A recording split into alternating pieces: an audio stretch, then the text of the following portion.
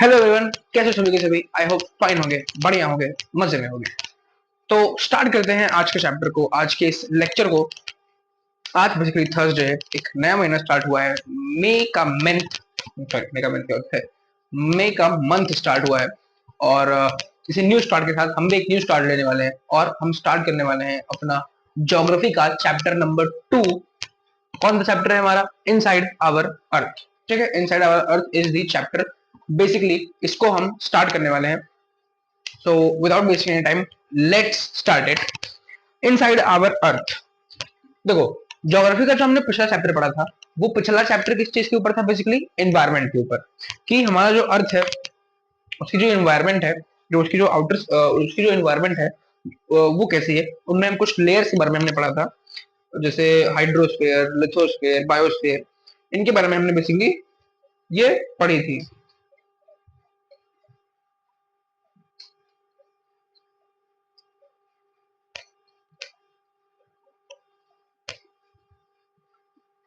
ठीक है, तो बेसिकली ये जो चैप्टर है, ये चैप्टर किस चीज के ऊपर बात करता है?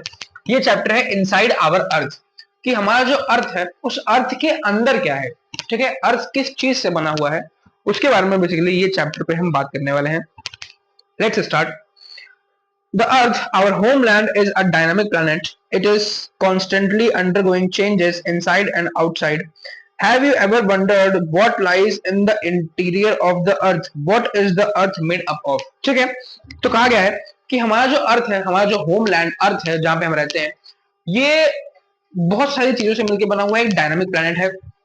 और इसमें कॉन्टिन्यूसली इसमें चेंजेस आते रहते हैं अर्थ के बाहरी स्ट्रक्चर में, अर्थ के इंटीरियर स्ट्रक्चर में। तो बेसिकली यही पूछा है कि हमारा जो अर्थ है वो इंटीरियरली बना कैसे है, बेसिकली किस चीज से बना हुआ है। ठीक है, अर्थ का इंटीरियर किस चीज का है?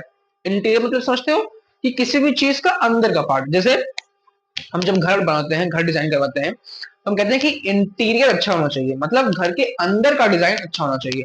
तो बेसिकली अर्थ का इंटीरियर किस चीज से बना हुआ है, ठीक है, इसके बारे में हम बात करने वाले हैं। Interior of the earth. Just like an onion, the earth is made up of several concentric layers with one inside another. ठीक है, तो बेसिकली एक वो देखा है अनियन, प्याज, प्याज तो सबने खाया होगा। तो बेसिकली अर्थ किस तरह से बना है? अर्थ बेसिकली कंसेंट्रिक सर्कल से मिलकर बना है।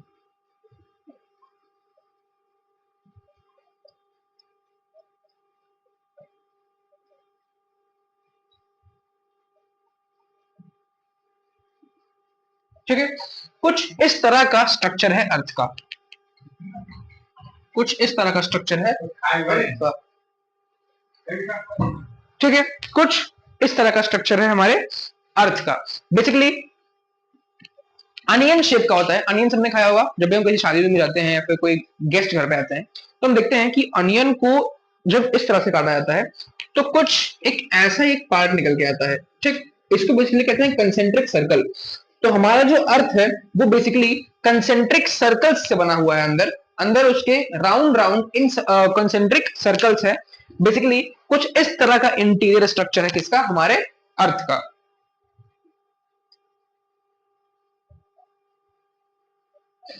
The uppermost layer over the Earth's surface is called the crust. It is the thinnest of all the layer. It is about 35 km on the continental mass and only 5 km on the ocean floors. ठीक है, तो जो अर्थ की top most layer है, ठीक है, अर्थ multiple layers में बना है। ये कॉन्सेंट्रिक सर्कल है क्या? ये कॉन्सेंट्रिक सर्कल्स बेसिकली लेयर्स हैं। तो अर्थ की जो आउटर मोस्ट लेयर है, अर्थ की जो आउटर मोस्ट लेयर है, आउटर मोस्ट लेयर, इस आउटर मोस्ट लेयर को बेसिकली हम क्रस्ट कहते हैं। ठीक है, इस आउटर मोस्ट लेयर को बेसिकली हम क्रस्ट कहते हैं। ठीक है, ये क्रस्ट बेसिकली किस तरह से डिपॉजिटेड है? ये crust basically 35 kilometre continental surface पे है और 5 किलोमीटर ओशनिक सरफेस पे है। मतलब ये जो क्रस्ट की लेयर है, ये क्रस्ट की लेयर कितनी है? तो जो कॉन्टिनेंटल फ्लोर है, मतलब जो स्ट्रक्चर है वाटर को छोड़ के, उस कॉन्टिनेंटल स्ट्रक्चर पे 35 किलोमीटर लेयर जो है डीप, वो क्रस्ट की है। और जो ओशनिक फ्लोर्स हैं, उन ओशनिक फ्लोर्स पे 5 किलोमीटर डीप तक जो लेयर है वो क्रस्ट की लेयर है। ठीक है, तो क्रस्ट की लेयर बेसिकली कितनी कितनी प्रेजेंट है, कॉन्टिनेंटल लेवल पे 35 किलोमीटर डीप तक क्रस्ट है और ओशनिक लेवल पे 5 किलोमीटर डीप तक क्रस्ट है। ठीक है,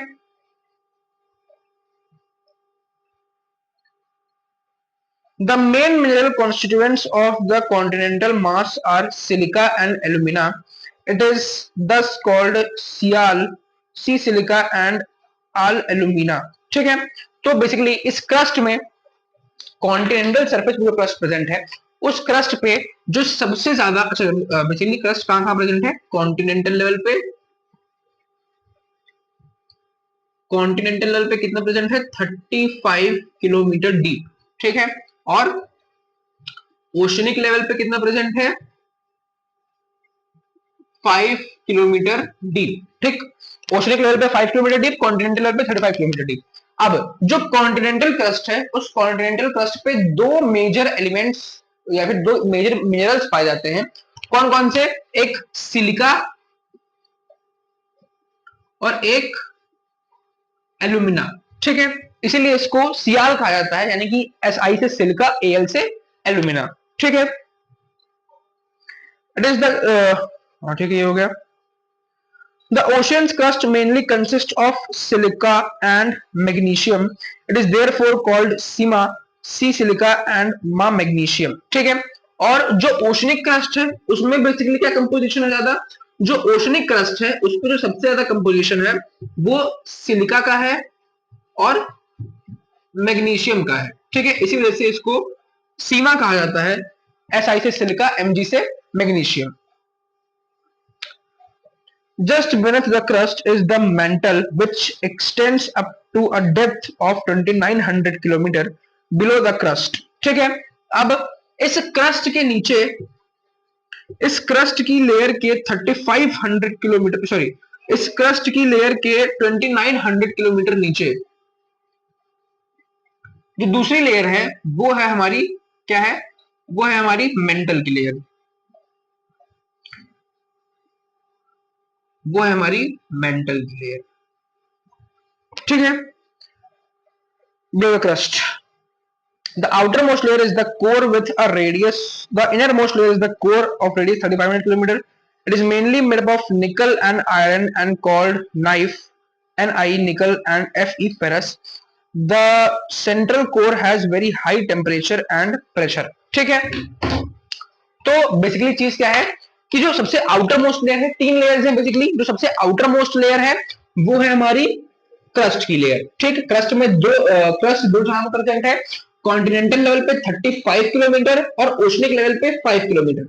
कॉन्टिनेंटल लेवल पे जो क्रस्ट है वो दो चीजों से मिलकर बना है, सिलिकॉन और एल्यूमिनियम, और ओशनिक लेवल पे भी दो चीजों से मिलकर बना है, सिलिकॉन और मैग्नीशियम। अब इस क्रस्ट के लेयर के नीचे 2900 किलोमीटर की डेप्थ तक क्या है हमारा, मैंटल, और इस मैंटल के नीचे 3500 किलोमीटर की रेडियस में, 3500 किलोमीटर की रेडियस में हमारा तीसरी लेयर है जिसको हम कहते हैं, क्या कहते हैं इसको,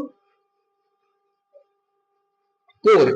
ठीक, बेसिकली ये है हमारी कोर। ठीक है, स्ट्रक्चर समझ में आ गया, इसको हम कहते हैं बेसिकली कोर। ये कोर किससे मिलकर बनी हुई है, ये कोर दो चीजों से मिलकर बनी हुई है, एक निकल से और एक फेरस से, यानी कि आयरन से, निकल से और आयरन से मिलकर बनी हुई है। ठीक है, जो सेंट्रल कोर है उसका बहुत हाई टेम्परेचर और उसपे बहुत हाई टेम्परेचर और बहुत हाई प्रेशर होता है, किस पे, सेंट्रल कोर पे। ठीक है, क्लियर है।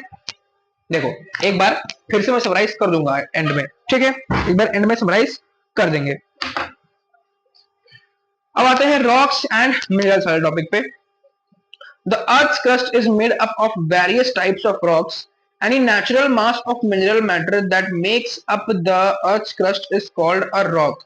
Rocks can be of different color, size and texture. ठीक है, तो rocks बेसिकली मल्टीपल तरह की होती हैं on the basis of their position, colour, texture. उसके बेसिस पे रॉक्स बहुत तरह की होती हैं, लेकिन बेसिकली ये जो हम शब्द यूज कर रहे हैं रॉक, ये बेसिकली रॉक का मतलब क्या है, what is rock. So rock is any natural mass of mineral matter that makes up the earth's crust is called a rock. मतलब रॉक क्या है? बेसिकली एक नेचुरल मास है किसी मिनरल का जो अर्थ के क्रस्ट को फॉर्म करता है। मतलब मिनरल्स जानते हो, मिनरल्स कौन कौन से होते हैं? आयरन होता है, निकल होता है, कोबाल्ट होता है। इन मिनरल्स का एक मास यानी कि इन मिनरल्स का एक पार्ट जो कि हार्ड लेयर फॉर्म करता है अर्थ की, उसको हम कहते हैं रॉक। ठीक है, उसको हम कहते हैं रॉक। ये rock on the basis of colour, texture, composition, अलग अलग तरह की रॉक्स हमको देखने को मिलती हैं, अलग अलग तरह की रॉक्स होती हैं। ठीक है,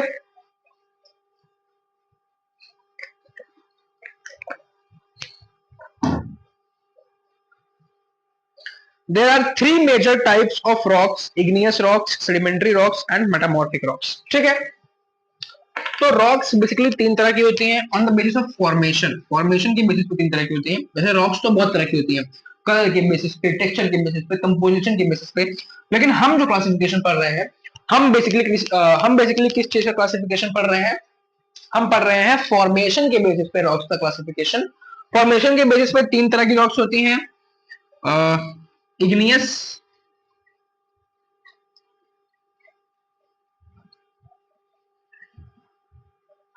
सेडिमेंट्री एंड मेटामॉर्फिक।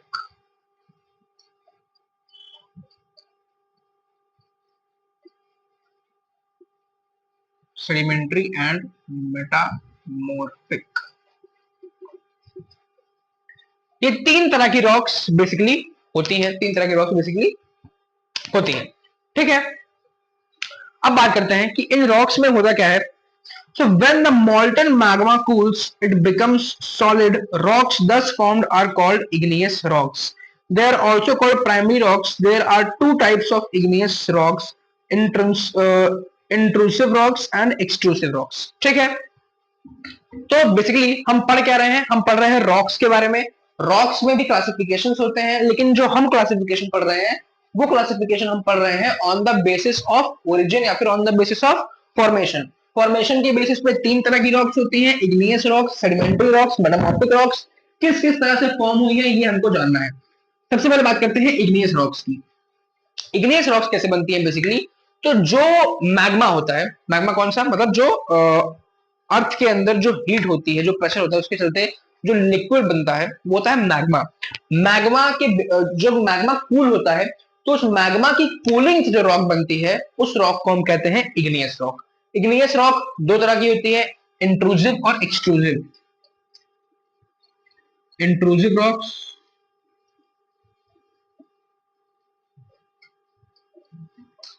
और एक्सट्रूसिव रॉक्स। क्या लिख रहा हूं मैं? और एक्सट्रूसिव रॉक्स। ठीक, इंट्रूसिव रॉक्स और एक्सट्रूसिव रॉक्स। ठीक है, अब एक एक करके इनको समझते हैं।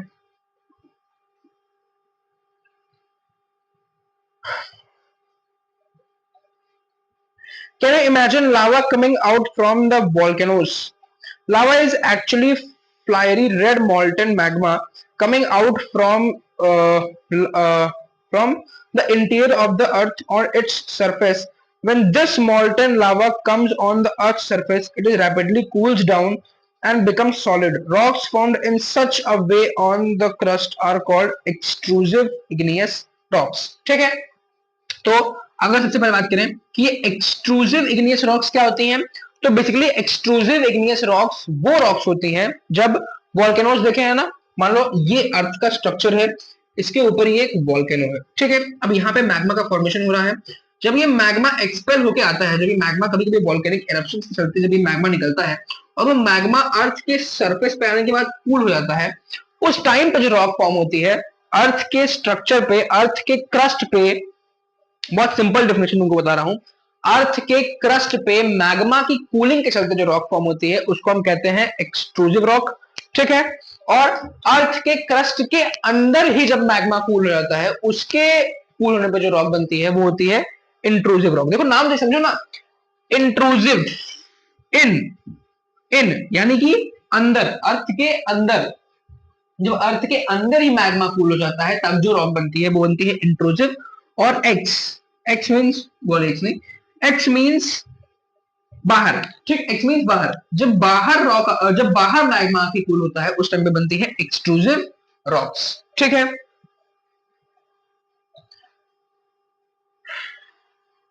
Since they cool down slowly, they form large grains. Granite is an example of such a rock.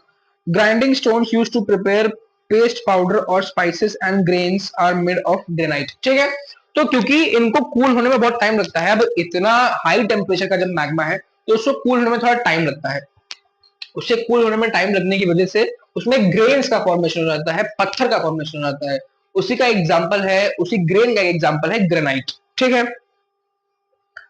Rocks roll down, crack, and hit each other and are broken down into small fragments. These smaller particles are called sediments. These sediments are transported and deposited by wind, water, etc. These loose sediments are compressed and hardened to form layer of rocks. These type of rocks are called sedimentary rocks. ठीक है, तो igneous rock समझ में आ गया। अब आते हैं sedimentary rocks पे। सेडिमेंट्री रॉक्स से ही नाम देखो, सेडिमेंट, सेडिमेंट मतलब डिपॉजिट। होता क्या है कि जब बड़े बड़ी चट्टानों से, पहाड़ों से जब रॉक्स टूट के गिरती हैं लैंडस्लाइड की वजह से या फिर किसी और चीज की वजह से, जब अर्थ में टेक्टोनिक प्लेट्स खिसकती हैं, जब पृथ्वी खिसकती है थोड़ी, तो अर्थ का सरफेस खिसकता है, तो रॉक्स जो होती हैं, उन रॉक्स में क्या होता है, वो रॉक्स एक दूसरे को हिट करती हैं। वो हिट करती हैं, स्मॉलर पार्टिकल्स में ब्रेक होती है। मान लो सपोज ये कोई दो रॉक्स हैं, ठीक है, क्या बना दिया, ये कोई दो रॉक्स हैं, ये दो रॉक्स आपस में हिट करेंगी तो ये सेडिमेंट्स बनाएंगी, ठीक है, ये छोटे छोटे सेडिमेंट बन गए। अब विंड, वाटर, एयर के चलते क्या होगा, ये सेडिमेंट्स कहीं पर जाके डिपॉजिट होंगे, मान लो यहां डिपॉजिट हो गए। अब यहाँ पे एक्सट्रीम प्रेशर और हीट के चलते ये हार्ड होंगे, ठीक, और ये एक लेयर का फॉर्मेशन करेंगे, और इस तरह के प्रोसेस से जो रॉक बनती है वो होती है हमारी सेडिमेंट्री रॉक्स, ठीक है। तो बेसिकली सेडिमेंट्स के डिपॉजिट होने से और उनके वहां पे हार्ड हो जाने की वजह से जो रॉक बनती है उनको हम कहते हैं सेडिमेंट्री रॉक्स, ठीक है, उनको हम कहते हैं बेसिकली सेडिमेंट्री रॉक्स। क्लियर है?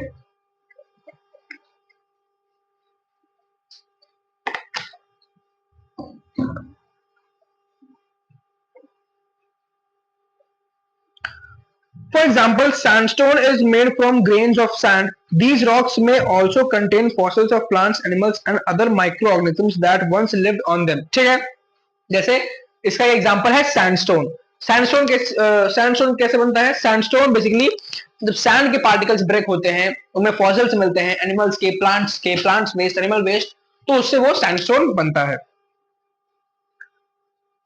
Next is igneous and sedimentary rocks can change into metamorphic rocks under great heat and pressure. For example, clay changes into slate and limestone into marble. ठीक है, sedimentary, metamorphic. अब metamorphic rocks कौन सी rocks होती हैं?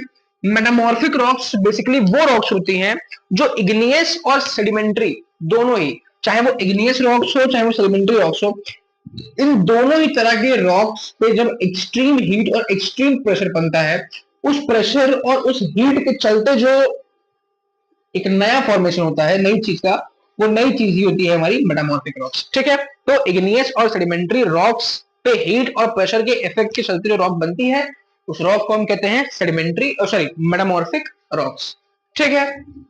Basically जो main theory समझने वाली part थी वो बस इतना ही था। अब आगे एथिक्स दिए हुए हैं कि रॉक्स की इंपॉर्टेंट क्यों है और वो सब, ठीक है, पढ़ लेते हैं एक बार। Rocks are very useful to us. The hard rocks are used for making roads, houses, and buildings. You use stones in many games. For example, seven stones, hopscotch, kit, five stones. Find out some more such games by asking your grandparents, parents, neighbors, etc. ठीक है, तो वही दिया है कि rocks की बहुत importance है। रॉक्स से हम बहुत सारे गेम्स भी खेलते हैं, क्वेश्चन के नाम दिए हैं। You will be surprised to know that one type of rock changes to another type under certain conditions in a cyclic manner. This process of transformation of the rock from one to another is known as rock cycle. ठीक है, अब एक term दिया इसमें rock cycle. Rock cycle में होता क्या है कि मान लो एक पर्टिकुलर टाइप की रॉक है, रॉक वन, एक पर्टिकुलर टाइप की रॉक है रॉक 2 और एक पर्टिकुलर टाइप की रॉक है रॉक 3। तो ये रॉक 1 रॉक 2 में चेंज हो सकती है अंडर सम सर्टेन कंडीशंस, ये रॉक 2 रॉक 3 में चेंज हो सकती है अंडर सम सर्टेन कंडीशंस, और ये रॉक 3 रॉक 1 में चेंज हो सकती है अंडर सम सर्टेन कंडीशंस। और ये एक साइक्लिक मैनर में होता है। इसी साइक्लिक प्रोसेस को हम कहते हैं रॉक साइकिल। Rock cycle. तो रॉक साइकिल क्या है बेसिकली कि एक टाइप की रॉक का दूसरे टाइप के रॉक में चेंज हो जाना due to some physical conditions in a cyclic manner is known as rock cycle. ठीक है।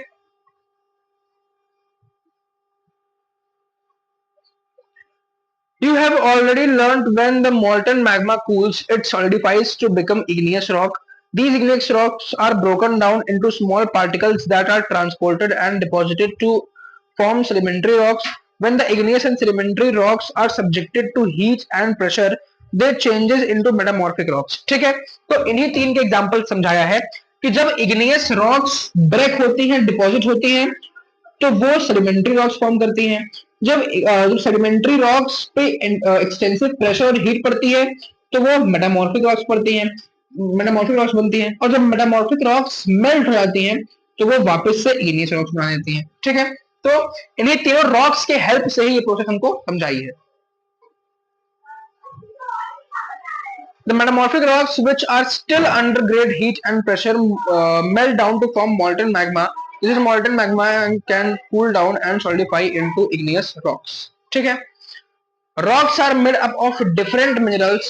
Minerals are naturally occurring substance which have certain physical properties and definite chemical composition. Minerals are very important to humankind. Some are used as fuels, for example, coal, natural gas, and petroleum. They are also used in industries from aluminium and gold, uranium, etc. in medicine and in fertilizers, etc. ठीक है। तो क्या कहा है कि basically ये rocks जो बनती हैं, ये रॉक्स कुछ मिनरल्स से मिलकर बनती हैं। और वो मिनरल्स क्या होते हैं बेसिकली, अगर बात करें कि व्हाट आर मिनरल्स, तो मिनरल्स बेसिकली क्या होते हैं? Minerals basically naturally occurring substance होते हैं जिनमें एक पर्टिकुलर अमाउंट ऑफ, जिसमें एक फिक्स्ड केमिकल कंपोजिशन होता है, उसको हम कहते हैं मिनरल्स। इन मिनरल्स की भी अपनी अलग एक इंपॉर्टेंस होती है। क्लास 10th में जाओगे, क्लास 10th में एक पूरा चैप्टर ही है मिनरल्स एंड रिसोर्सेज के बेसिस पे। उस पे इन मिनरल्स को हम बहुत डीप में समझते हैं। ठीक है। वहां भी मैं हूँ उस टाइम पे, मैं पढ़ाऊंगा तुम लोग को। उस टाइम में मैं बताऊंगा कि मिनरल्स का मतलब क्या, कंपोजिशन क्या कैसे सब होता है, वो 10th में डिस्कस करेंगे। अभी 4 साल है तो पढ़ो आराम से। ठीक है। इसी के साथ इस चैप्टर की थियरी तो हो गई है खत्म। 2 लेक्चर्स का ये चैप्टर था। आज एक लेक्चर लिया हमने, इसकी थियरी फिनिश कर दी। कल एक लेक्चर और लगेगा, इसकी एनसीईआरटी डिस्कस कर लेंगे और फिर इस चैप्टर को भी एंड कर देंगे। और सैटरडे को पॉलिटिक्स का एक नया चैप्टर स्टार्ट कर देंगे, बाकी उसको फिर खत्म करते रहेंगे। ठीक है। ये हो गया। एक बार रिकॉल कर ले क्योंकि इस टॉपिक में थोड़ी कंफ्यूजन थी। ठीक है। स्टार्ट करते हैं। तो जो आउटर मोस्ट लेयर थी, वो आउटर मोस्ट लेयर थी हमारी क्रस्ट की। ठीक है। ये क्रस्ट बेसिकली कितना है?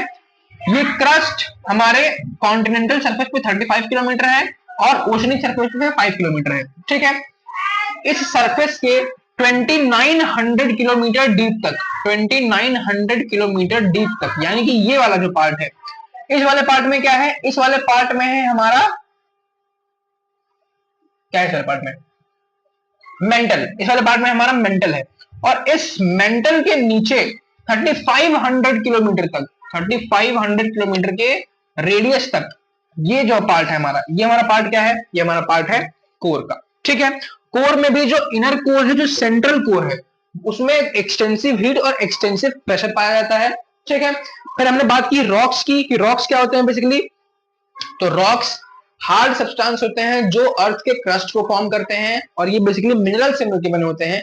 On the basis of formation 3 तरह के रॉक्स हमने जाने, इग्नियस, सेडिमेंट्री, मेटामॉर्फिक। इग्नियस में 2 इंट्रूसिव और एक्सट्रूसिव। ठीक है।